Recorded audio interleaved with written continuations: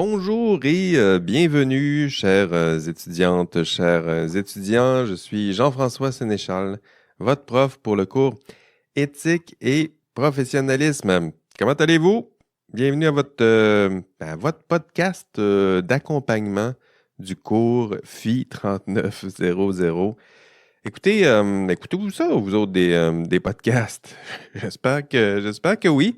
Parce que cette session, en fait, ça fait quelques sessions que j'offre comme ça un podcast d'accompagnement. C'est la façon, je pense, la plus simple, en tout cas la plus efficace pour moi que j'ai trouvée pour parler à chacun de vous comme ça, dans le creux de l'oreille. Vous le savez, vous êtes nombreux dans ce cours. Je me cherchais une façon de vous rejoindre là où vous êtes, vous parler un peu à toi dans l'intimité de ton quotidien. D'ailleurs, je vous suggère d'écouter ce podcast lorsque vous avez un peu de temps, lorsque vous pouvez vous concentrer un peu. Vous savez, écouter un podcast, là, ça demande un état d'esprit, là. Donc, on ne peut pas toujours écouter ça en scrollant et regardant notre cell. Ben, des fois, je le fais, mais je dirais que pour un podcast de cours universitaire, c'est peut-être pas idéal. Donc, trouvez-vous un moment dans votre semaine où, je ne sais pas, en prenant votre marche, dans vos transports, dans le bus, en courant, en allant promener votre chien, en attendant votre ami peut-être au café du coin. Ce serait le moment peut-être idéal là, pour écouter votre podcast. Je le disais un peu plus tôt, mon objectif avec ce podcast, c'est de vous rencontrer, hein, chacun de vous, une fois par semaine, là où vous êtes, là où vous serez cet hiver, puis je vous parle comme ça. Puis je vous explique entre autres ce que vous devez faire, hein, chaque semaine pour réussir ce cours, pour, je répète souvent, atteindre les objectifs du module, hein. Dans chaque module, je vous donne des objectifs. Puis le podcast, je vous explique un petit peu qu'est-ce que vous avez à faire pendant la semaine pour atteindre ces objectifs, pour acquérir les notions les plus importantes. Puis dans le podcast, je vais cibler oui, des notions importantes que nous allons revoir en classe, mais peut-être vous donner quelques notions qui passent peut-être mieux, je dirais, par l'audio. Et un podcast, c'est une belle façon de le faire. Donc, un podcast d'accompagnement pour vous aider aussi à garder le rythme, hein. Je sais que vous êtes tous et toutes très, très occupés, mais si vous prenez l'habitude d'écouter le podcast une fois par semaine, ça vous aidera à garder le rythme dans ce cours, de peut-être mieux comprendre les notions du cours, de vous les faire répéter ou expliquer autrement. Puis, ça vous permettra aussi, encore une fois, de mieux connaître les tâches que vous devez faire pour réussir ce cours. Parce que le cours, il est en mode commodal, donc l'automne-hiver, je le donne toujours en commodal. C'est une belle formule. Ça nous donne beaucoup de liberté, à vous, à moi. En tout cas, ça vous donne beaucoup de liberté dans votre gestion du rythme d'apprentissage puis des modes d'apprentissage. Vous pouvez venir en classe pour celles et ceux qui, comme moi, adorent le campus, mais sinon, vous pouvez nous suivre de votre salon via les séances Zoom, mais avec toutes ces belles libertés. Il y en a qui vont se perdre. Donc, ça, je le sais aussi. Surtout pour celles et ceux qui ne seront jamais là en direct, ni en classe, ni sur Zoom, là. Pour vous, c'est une belle façon de vous assurer de garder au moins le rythme, hein. Vous pouvez peut-être reporter d'une semaine le visionnement de l'enregistrement de cours, mais au moins le podcast, essayez de l'écouter pour rester dans le bon rythme. Comment ça va marcher ce podcast pour vous? Plus techniquement, là, c'est assez simple. Vous abonnez, hein. Donc, si vous n'avez jamais fait ça, mais vous allez l'apprendre, là. C'est pas compliqué. Vous vous abonnez au podcast du cours, puis chaque semaine, le lundi, j'essaie d'enregistrer le lundi matin, mais disons que le lundi en fin de PM, là, vous devriez retrouver, en ouvrant votre application de podcast, là, que ce soit Spotify ou Apple Podcast ou Google Podcast, choisissez-le, là. Votre podcast sera téléchargé sur votre cell. Puis, donc, à chaque épisode, chaque semaine, je vous annonce encore une fois le programme du cours. Je vous explique ce que vous devez faire pour atteindre les objectifs du cours, puis je vous donne une partie de cours. Enfin, dernier point, ça ne remplace pas les cours. Donc, il y en a de certains qui vont peut-être aimer les podcasts, là, mais ça ne remplace pas le cours. Encore une fois, c'est une partie du cours, c'est une façon de diversifier les contenus de cours, mais en gros, on se revoit quand même en classe chaque semaine, puis que vous soyez en présence sur Zoom ou en rattrapage, vous aurez un cours en bonne et due forme, puis vous devez l'écouter, le suivre ou le rattraper. Vous allez voir en classe, ça se passe souvent bien. Je sais que c'est un cours d'éthique, ça rend plusieurs étudiantes et étudiants un peu nerveux, mais j'adore enseigner. Je l'ai adapté aussi à des étudiantes et étudiants comme vous en sciences et génie. J'adore enseigner, j'adore vous rencontrer en classe, interagir sur vous, sur Zoom, à distance, par courriel. En classe, ce que je réserve, c'est souvent des activités un petit peu plus, du contenu plus actif, je le dirais comme ça, donc plus d'interaction, plus de discussion, des études de cas. J'ai même quelques caouts là, en classe là, pour celles et ceux qui savent gérer ce genre de stress. Là. Je le sais qu'en disant caout, il y en a déjà qui ont les mains toutes moites. Là. Mais voilà, c'est ce qu'on va faire en classe. Puis ça se fait via la classe synchrone. Donc, on se pointe en classe les mardis après-midi ou sur Zoom live là, pour vivre ce genre d'expérience avec le groupe. Sinon, ben, réécouter ce genre d'expérience-là en rattrapage via les enregistrements de cours. D'ailleurs, pour celles et ceux qui ne seront peut-être pas là, hein, le mardi PM en classe ou sur Zoom, euh, honnêtement, pour un prof, là, c'est le plus difficile, là, rejoindre ces étudiants qui sont à distance, asynchrone, créer cette relation prof-étudiant avec les étudiants inscrits en mode asynchrone. Comme en ce moment-là, on est asynchrone, créer cette relation-là, là, bon, c'est une relation naissante en ce moment-là, mais créer ce type de relation-là, c'est compliqué. Le podcast en fait partie. Mais en classe, c'est plus simple. Vous le savez, un prof, ça fait longtemps que vous suivez des cours. Vous rencontrez votre prof, puis pour le prof, c'est assez simple. Il se pointe en classe, puis il sourit un peu, puis il regarde ses étudiants, puis il prend les questions, puis tranquillement, il y a une relation qui se crée. Mais en distance, c'est plus compliqué. Il faut en faire souvent un peu plus. J'ai toutes sortes de stratégies pédagogiques pour créer, ben, pas seulement une relation avec mes étudiants en classe et à distance, synchrone, mais aussi à distance asynchrone. Puis encore une fois, le podcast, ça en fait partie. Vous allez le constater pendant le cours, mes idéaux d'enseignement sont très élevés lorsqu'il s'agit d'un... Surtout, c'est un cours universitaire. Là. Donc, on est en 2024 maintenant. Bonne année, tiens.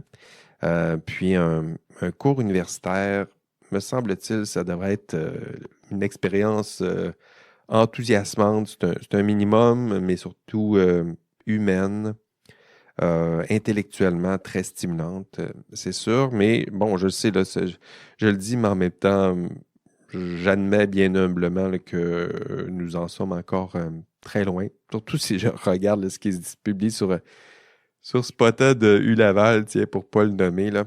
Mais je dirais que je travaille fort dans mes cours.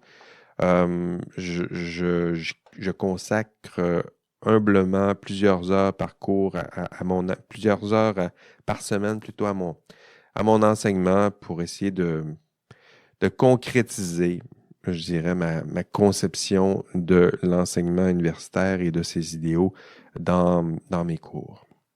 D'ailleurs, ben, je parle, mais vous ne me connaissez pas encore. Donc, quelques mots peut-être sur mon histoire, sur qui je suis. Je vais me présenter un peu. Je vais le refaire en classe mardi après-midi. D'ailleurs, en ce moment, on enregistre.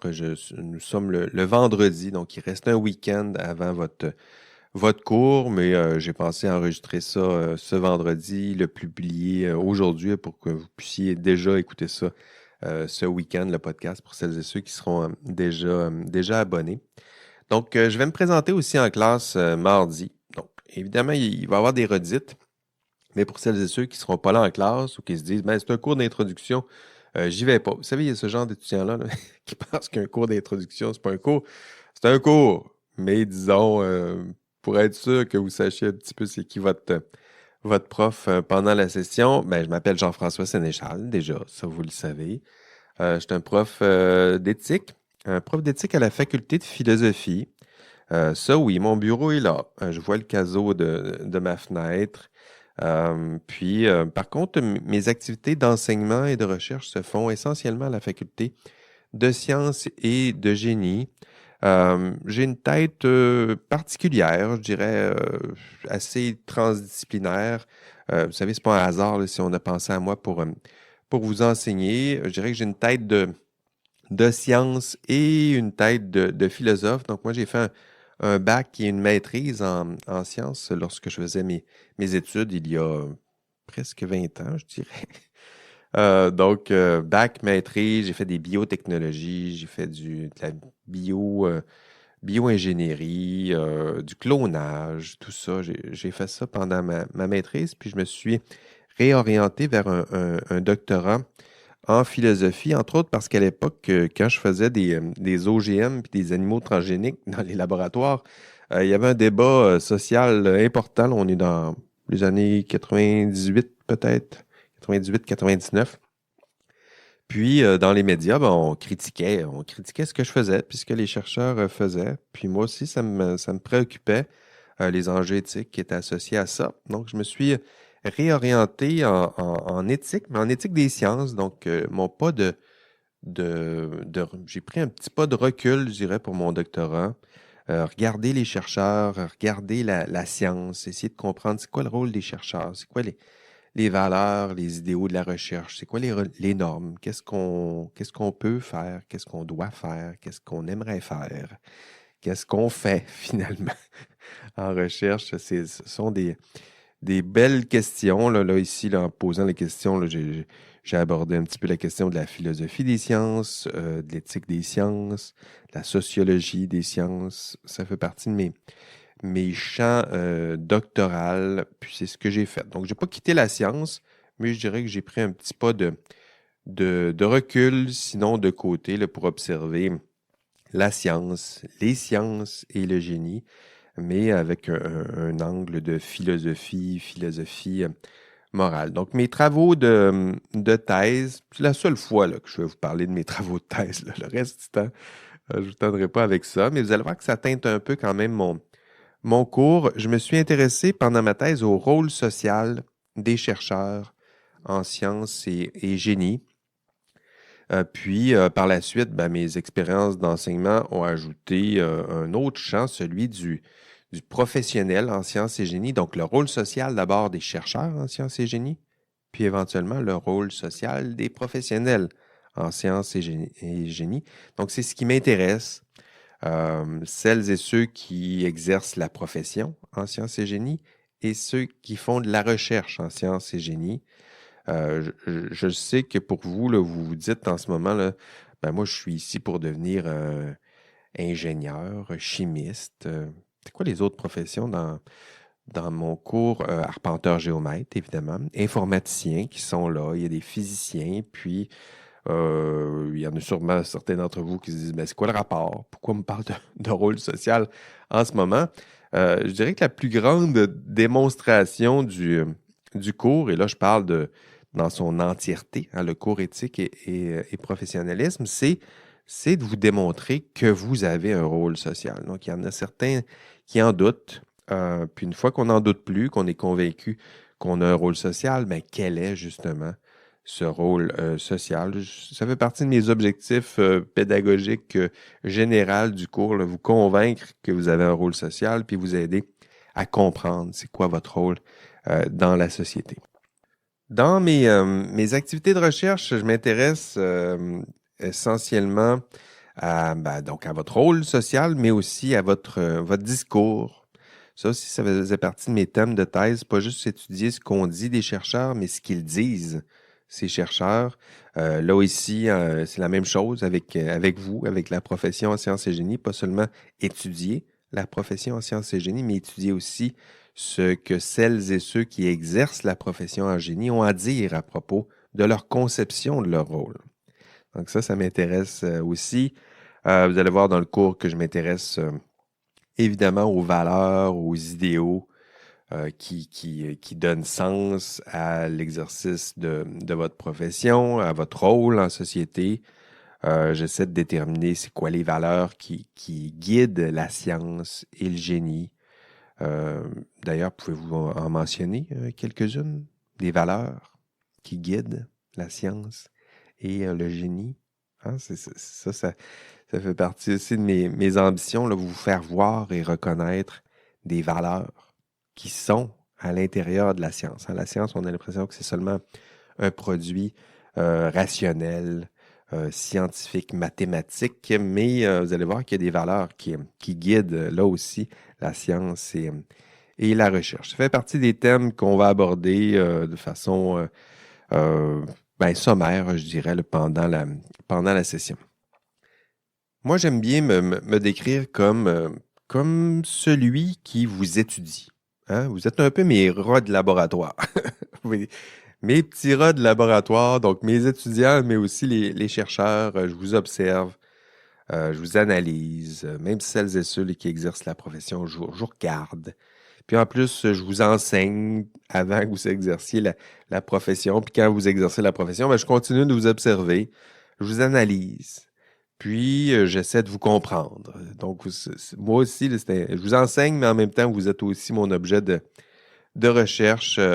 Puis ce qui me passionne peut-être plus que tout, là, ce sont les idéaux de votre profession. Je le disais un peu plus tôt, les valeurs. C'est tellement inspirant. Je vous demandais d'en trouver, mais les valeurs, vous allez les voir, là, c'est inspirant. Là. C'est maîtriser la nature, maîtriser la matière, explorer le monde. Donc, cette valeur-là là, d'exploration du monde, explorer l'infiniment petit, l'infiniment grand, accroître le savoir. Hein. Le savoir, c'est une valeur. Accroître le savoir.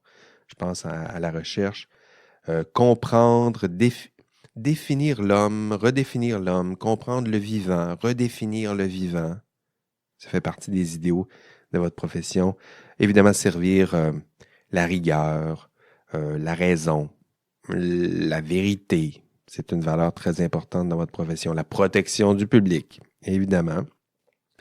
Et ce qui m'intéresse aussi, et peut-être plus, ce sont aussi vos maladresses. Je dirais lorsque vous vous éloignez un peu de ces valeurs et de ces idéaux. Hein, ça aussi, ça vous rend attachant.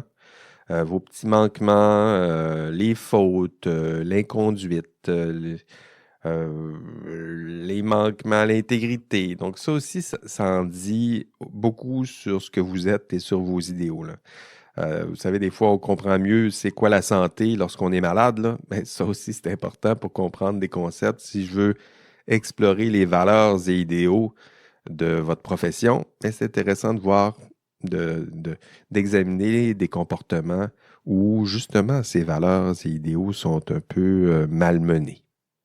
Les enjeux éthiques aussi de l'intelligence artificielle, ça aussi, ça me fascine. Ça fait partie de mes intérêts de recherche un peu plus récents, je dirais. Ça fait peut-être 6-7 ans là, que j'explore, que je parfais mon expertise en la matière. Ce sont des enjeux, bon, évidemment, on en parlera sûrement un peu dans le cours, là, mais ça ne fait pas partie des objectifs pédagogiques de ce cours, mais ça se peut que ça teinte des fois ou que je puise des exemples dans l'intelligence artificielle parce que ça me fascine en ce moment, comme vous probablement. D'ailleurs, j'ai un podcast sur l'intelligence artificielle, un autre podcast que peut-être vous avez besoin de m'écouter là. Il y a d'autres podcasts. L'autre podcast, ça s'appelle IA Café. C'est mon enquête, c'est mon objet de recherche. En fait, on est plusieurs. J'ai plusieurs collaborateurs dans ce podcast où on fait de la recherche sur les enjeux éthiques, sociaux, légaux, techniques de l'intelligence artificielle. Je le disais, j'ai plusieurs collaborateurs, je reçois des experts, on discute, on pense, on réfléchit à haute voix, puis on essaie de se faire une tête. Autre thème de recherche dans mon cas, l'intégrité, la conduite responsable en recherche. Ça aussi, ça fait longtemps. En fait, vous le voyez, là, depuis mes travaux de thèse, c'est là dans ma tête, puis ça me préoccupe. Euh, les chercheurs qui dévient des idéaux de la recherche, ça me fascine, hein. Les chercheurs qui mentent, qui fabriquent des données, qui fraudent, qui publient à n'importe quel prix, puis n'importe quoi. Donc ça aussi, ça me fascine. Je m'intéresse au côté clair de la force, c'est sûr, mais au côté obscur de la force. Les deux, hein. C'est possible de s'intéresser aux deux, en tout cas dans mon cas. Et si vous souhaitez d'ailleurs explorer ce thème qu'est la conduite responsable de la recherche, j'ai un autre podcast. Ça en fait trois. Puis le troisième podcast, ça s'appelle La science dont vous êtes le héros. On a pris une pause cette année, mais il y a plein de beaux épisodes que vous pouvez écouter via ce podcast si les thèmes vous intéressent aussi. Pour parler de moi, enfin, il faut aussi parler de mes intérêts personnels. J'ai plusieurs intérêts personnels, évidemment, mais je ne vous les confie pas ici. Je vais plutôt... Ah, mon téléphone sonne. Ça fait du bon podcast. Je vais le fermer ici. Vous ne l'avez pas entendu, mais il y avait un petit buzz qui me dérangeait. Puis je garde ça. Je ne ferai pas d'édition. Ça ne me tente pas. Vous allez entendre ça. Donc, pour parler de moi, ce que j'allais dire, c'est qu'il faut parler aussi de mes intérêts personnels. Puis à part mon téléphone cellulaire qui me préoccupe, j'ai d'autres passions, je vous rassure. Je vous en ai partagé plusieurs sur le forum, le premier forum de discussion où on se présente. D'ailleurs, je vous invite à aller vous aussi vous présenter. Vous allez voir que je vous confie plusieurs de mes passions en dehors du monde académique. Je parle de jeux vidéo, de séries de télévision, de soccer, évidemment. Ça occupe une place ailleurs dans ma vie. En fait, je ne vous en dirai pas trop. Vous irez voir ma présentation pour le voir. Donc, c'est moi. Je m'appelle Jean-François Sénéchal. Vous le voyez, j'ai une tête de science, mais une tête qui pense, qui analyse la science, qui analyse ses acteurs. Je suis aussi un prof engagé, passionné. Vous allez le voir, j'adore enseigner. Je suis un intellectuel un peu geek, au cœur tendre. Voilà. C'est moi. Ça fait bizarre de raconter ça tout seul dans son bureau, mais c'est moi quand même. Pour vous aider à rester engagé dans ce cours, vous allez voir que j'ai créé aussi pour vous, je parlais de toutes sortes d'outils pédagogiques, là, je vous ai créé un système de badges, de trophées, de récompenses, de micro-récompenses. Vous allez le voir, c'est pas si compliqué, là. Pour vous, le système, c'est assez simple, là. Vous avez juste à faire ce que vous devez faire dans ce cours. Si vous êtes engagé, si vous faites les travaux au bon moment, si vous avez des bonnes notes, si vous faites votre rôle d'étudiant et vous le faites activement et de façon engagée, bien, vous allez gagner des badges, des trophées, des micro-récompenses. J'ai même associé là, un beau 5 points de boni qui est associé à ce système. Évidemment, là, c'est des points là, qui sont très difficiles à gagner, là, mais à force d'accumuler des trophées et des badges, ben, ça se peut qu'il y en ait qui aillent chercher là, 1 ou 2, 3 points de boni. Il y en a certains, c'est déjà arrivé, qui sont allés chercher les 5 points de boni, mais il faut travailler. Il faut travailler fort, mais en même temps, je ne veux pas vous mettre un stress supplémentaire avec ça. C'est un système qui est parallèle au cours, mais si vous faites ce que vous devez faire, si vous êtes engagé, si vous partagez, si vous participez en classe, vous posez des questions, c'est quoi d'autre? Sur ceux qui sont à distance, là, si vous êtes là à toutes les séances, si vous participez sur le chat, ce que vous faites habituellement, là, ceux qui sont très engagés, continuez d'être engagés, puis vous allez gagner tranquillement des badges, puis éventuellement des points récompenses. Donc, pas besoin de vous stresser avec ce système-là. Là, je le disais, c'est un système qui est en parallèle. C'est un système qui reste libre et optionnel. Il y aura des trophées, des badges qui vous seront transmis par courriel si vous êtes engagé. Puis même ça, si ça vous agace, c'est comme des notifications. Là, on peut se désengager des notifications. Mais si ça vous tente de jouer le jeu des badges, ben, c'est bien le fun. Là. Vous allez voir, en tout cas, les étudiants dans les sessions passées ils ont bien trippé avec ça. Certains un peu trop. Il y en a qui courent après les badges, qui veulent tout ramasser. Ça, c'est un autre problème, mais je dirais que typiquement, là, pour l'étudiant normal, là, il fait ce qu'il doit faire, puis il va gagner des badges. Puis plus vous faites ce que vous devez faire, vous allez gagner des badges. Donc, l'information, si vous voulez plus d'informations sur ce système, c'est dans la section Évaluation. Donc, tout en bas, c'est écrit Trophée, badge et récompenses. Puis, dès maintenant, là, d'ailleurs, j'ai ouvert le système cette semaine. Il y en a même qui ont déjà reçu quelques badges. Puis, vous allez avoir accès à ce système, vous allez consulter ça. Ça va vous dire un peu au cours de la session où vous en êtes là, dans votre belle collection de badges. Donc, quels sont les badges officiels que vous avez reçus. Il y a des badges qui sont cachés. Mais c'est sûr, il faut que je respecte l'esprit des trophées et badges là, typiques. Là. Donc, allez-y, allez voir ça. Vous pouvez même dès maintenant vous donner un badge gratuit. Le badge s'appelle tout simplement Parce que j'aime les badges. Donc, c'est un badge, il vaut 0 point. Mais je me dis, s'il y en a qui veulent des badges puis qui veulent être sûrs d'avoir un badge, ils peuvent déjà se donner lui. En tout cas, ça va vous faire explorer le site en question. Donc, le site, vous allez voir, je vous donne le nom du site, là, mais vous allez retrouver l'information. Le site s'appelle récompense.cstip, donc cstip.ulaval.ca. C'est le site qui gère tout ça. Là.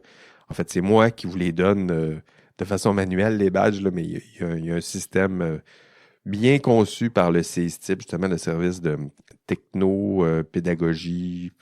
J'ai oublié l'acronyme, mais un beau site là, pour informatiser un peu tout ce système-là. Donc, allez consulter ça. Un système de badges et récompenses pour stimuler et valoriser votre engagement dans ce cours.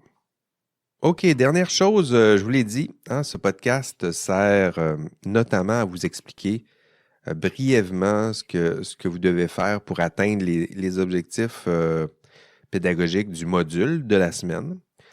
Donc, on va y aller. Hein, on va le faire ensemble cette semaine. Vous allez voir dans la marche à suivre. Hein, donc, vous allez trouver la marche à suivre dans le second onglet de chaque module. Il y a deux modules. Il y a deux onglets. Le deuxième onglet, c'est écrit contenu du module. Puis dans le contenu du module, c'est écrit marche à suivre. Puis cette marche à suivre, c'est votre feuille de route. Là. C'est votre liste de choses que vous devez faire pour la semaine. Par exemple, cette semaine, pour le module 1. Donc le module 1, ne paniquez pas, il va seulement ouvrir le mardi matin très tôt. Mais dès que vous allez ouvrir le module, vous allez voir qu'il y a 8 tâches. D'ailleurs, vous pouvez mettre sur pause en ce moment, là, puis reprendre votre écoute à partir de ce moment-là. Mais sinon, vous pouvez déjà écouter les 8 tâches. Je vais vous les réexpliquer dans le contenu du module. Donc, les tâches que vous aurez à faire pendant la semaine 1 pour le module 1. D'abord, je vais le dire. Écoutez le plus récent épisode du podcast. C'est le podcast que vous écoutez. Donc, c'est bien parti. Hein? Vous avez déjà une chose de faite. Hey, bravo! Hey, c'est bien parti votre session. Vous allez sûrement réussir ce cours-là. Excellent. Vous êtes en direction d'un A, c'est sûr. Donc, 2, venez en classe. Venez en classe, mais c'est ce mardi. Donc, 16 janvier, dans votre cas, je vais vérifier. Oui, voilà, mardi 16 janvier, ce sera à 12h30. Le local, c'est le Deconinck 1157. Vous allez voir, c'est un local beaucoup trop grand. Je ne sais pas pourquoi on m'a donné un local aussi grand. Écoute, je pense que ça peut accueillir 250 personnes. Puis, on est 180, mais c'est rare que dans un cours commodal, les 180 sont là en même temps.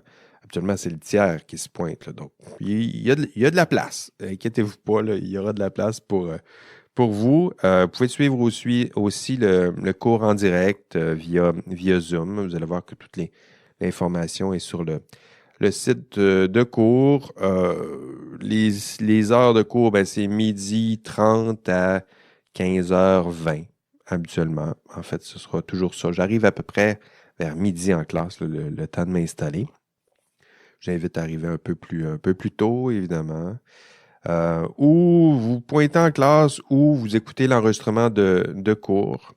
Vous allez voir, dans le cours cette semaine, je vous ai prévu comme activité un petit peu plus, contenu un petit peu plus actif. Je vous ai réservé une belle étude de cas. Je veux que vous voyez cette étude de cas. Donc, si vous n'êtes pas en classe, il faut au moins réviser. Écouter le cours en rattrapage pour voir cette étude de cas. Euh, Vous allez voir, là, c'est assez choquant ce que je vais vous présenter en classe.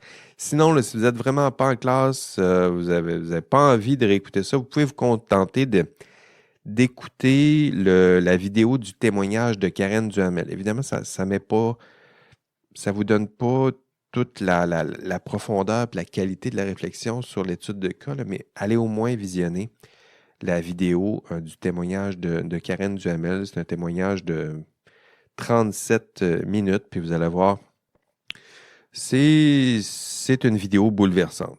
Je sais qu'on en voit quelques-unes, là, des vidéos bouleversantes dans cette vie, mais celle-là, c'est poignant, ça vous rejoint, vous allez voir à quoi ça ressemble un vrai problème éthique rencontré par quelqu'un sur le terrain, donc des vraies belles difficultés concrètes rencontrées pour tenter de résoudre un problème. Donc, pour celles et ceux qui pensent que ça n'existe pas un problème éthique dans l'exercice de la profession, vous allez voir que Karen, c'est un beau, vrai problème éthique un peu rare. En fait, je ne vous souhaite pas que ce genre de problème-là, ça vous arrive dans votre vie, mais c'est fascinant, vous allez voir. Donc, attachez-vous à votre chaise, puis branchez-vous sur cette vidéo-là, puis vous allez voir, vous ne serez pas déçu du visionnement de cette vidéo. Quatrième tâche que vous avez à faire cette semaine, ben, participer au forum. Ça aussi, c'est important de le faire dans ce cours. Donc, à chaque module, j'ouvre un forum, puis il y a des questions que je pose sur le forum. Puis, c'est important d'y participer. Donc, prenez cette habitude-là, semaine après semaine, d'aller au moins participer une fois sur les forums. Commencez déjà en ce moment là, par vous présenter sur le forum. Ben, votre présentation, elle n'est pas notée, là, mais ça sera au moins votre façon de vous familiariser avec l'environnement. Puis à chaque semaine, il y a des forums qui sont notés. Donc, je pose des questions, allez participer au forum. Cinquième tâche dans ce module, vous allez terminer l'étude de ce premier module en faisant un questionnaire. Donc, ça aussi, ça fait partie des outils que j'utilise dans ce cours, des questionnaires. Ça vous permet de vous exercer à chaque module. Je vous ai conçu un beau questionnaire pour vous permettre d'évaluer votre propre compréhension de la matière. Souvent, il y a 2 essais là, par question. Donc, le but, c'est pas de vous piéger puis vous enlever des points. Non, c'est de vous donner un outil pour vous exercer. Puis si vous vous trompez, vous allez rechercher le contenu, puis après, vous allez chercher vos points. Mais c'est important de faire vos questionnaires semaine après semaine. Il y en a plusieurs là, que, habituellement, au début de la session, là, tout le monde fait les questionnaires. Puis quand on arrive après la mi-session, là, il y en a qui perdent le rythme. Là, puis là, on le voit un peu. Là, la participation au questionnaire commence. C'est des points quasiment gratuits. Il faut juste les faire. Et pourtant, il y en a qui vont perdre des points à cette tâche. Sixième tâche cette semaine, vous allez commencer à lire. Ben oui, il faut lire un peu dans le cours. Il y a des textes importants à lire. J'ai essayé de choisir des textes qui sont simples, qui sont gratuits, qui sont accessibles pour vous. Mais l'ouvrage principal du cours, c'est l'ouvrage de Georges A. Legault. Ça s'appelle Professionnalisme et délibération éthique. Je vous ai trouvé une belle version électronique. C'est gratuit, mais commencez dès maintenant à vous familiariser avec justement cette copie électronique. Essayez de survoler au moins les chapitres. Essayez d'aller consulter déjà la grille d'analyse d'un problème éthique là, qui est en annexe. Legault vous expliquera dans le module 6 c'est quoi cette grille d'analyse, puis on va l'utiliser en classe. Donc, pour vous, il n'y a pas d'études en ce moment, là. On lit ça en diagonale. On essaie de se familiariser avec avec l'outil. Puis c'est seulement ça que vous avez à faire pour l'instant en matière de lecture. Septième tâche, pour vous cette semaine, c'est de constituer vos équipes pour les travaux. Vous allez faire 2 travaux pratiques en équipe cette session. Puis déjà, là, ce serait important de vous constituer une équipe. Vous avez 2 semaines là, pour faire constituer votre équipe à votre image librement. Mais sinon, là, si vous n'avez pas d'équipe, vous vous inquiétez pas, là, dans 2 semaines, je vais vous ajouter à des équipes déjà constituées s'il n'y a pas assez de monde dans l'équipe. Puis sinon, je vais vous créer une équipe. Donc, je laisse 2 semaines de liberté, mais dans 2 semaines, je vais rapidement former les équipes parce que le TP1, lui, il est à remettre dans 3 semaines. Donc, idéalement, là, vous faites rapidement votre équipe, puis vous commencez déjà à vous familiariser avec le TP1, puis vous avancez les travaux.